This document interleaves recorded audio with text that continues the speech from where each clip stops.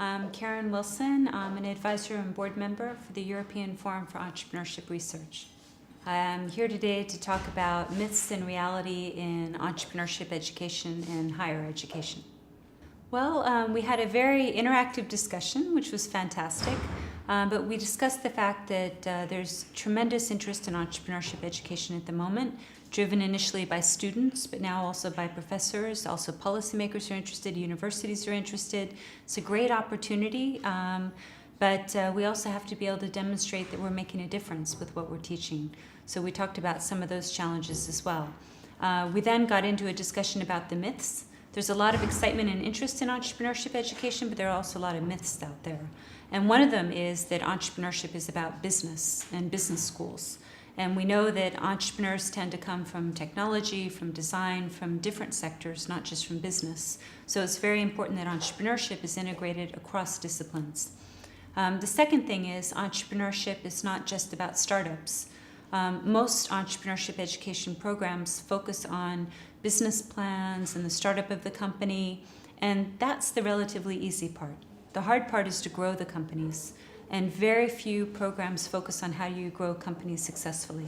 So we're almost setting up students to fail, encouraging them to start and not giving them the tools to grow the company. Another one is how we measure success. Typically, universities say, well, let's see how many entrepreneurs become an entrepreneur how many students become an entrepreneur when they graduate.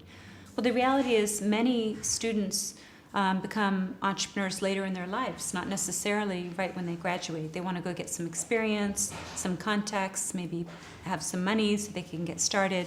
And research shows that the average age of entrepreneurs is over 40 years old, the average age. So while certainly there are many successful young entrepreneurs, the Facebooks and the Googles and all of these, many people start companies later in life. So we need to train, the teachers need to train students to think about entrepreneurship, whether they do it now or later, and either is okay. But we shouldn't say that it's only successful if people do it tomorrow. So the audience, it was mostly entrepreneurship educators, and it was a mix of academics as well as entrepreneurs who teach in the classroom. We had some of them here too.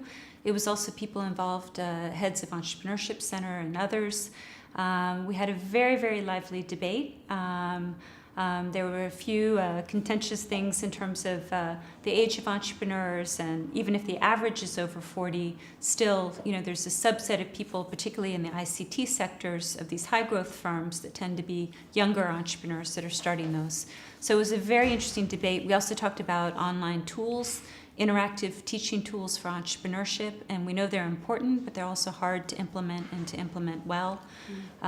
So there were a lot of interesting points of discussion.